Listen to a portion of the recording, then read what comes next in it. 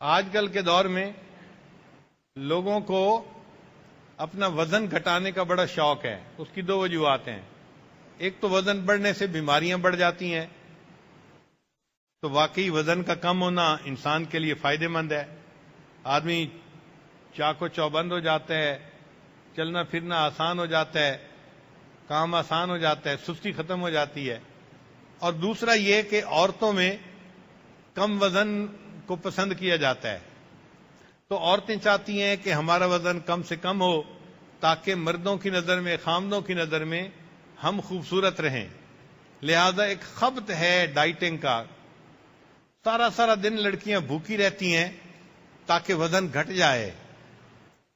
وزن گھٹانے کے لیے فقط ڈائٹنگ کرنے کی کیا ضرورت ہے؟ روزے رکھنے کی کوئی ترتیب بنانی چاہیے۔ روزے رکھنے کی ترتیب بنا لیں، اگر ایک دن روزہ ایک دن افطار، تو ماشاءاللہ خود بخود وزن بھی کنٹرول ہو جائے گا۔ آج کے دور میں ایک نئی ریسرچ آئی ہے، اس کا نام انہوں نے رکھا ہے 2+5۔ ہم اس ریسرچ کو پڑھ کے خود بڑے حیران ہوئے۔ انہوں نے کہا کہ دماغ کو جو ایک مرتبہ سگنل ملتا ہے نا، تو دماغ اس کو فوراً رجسٹر نہیں کر لیتا، اس میں ٹائم ڈیلے ہے۔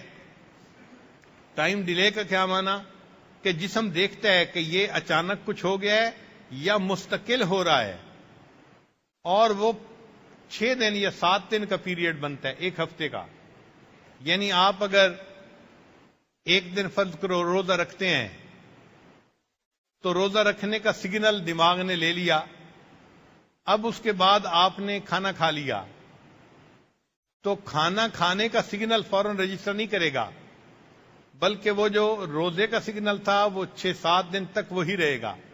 اور اگر آپ نے 5 دن کے بعد دوبارہ روزے کو ریپیٹ کر لیا، تو دماغ یہ سمجھے گا کہ آپ روزے سے ہی ہیں، اور درمیان میں جن دنوں میں آپ نے کھایا بھی صحیح، دماغ آپ کو روزے میں ہی شمار کرے گا۔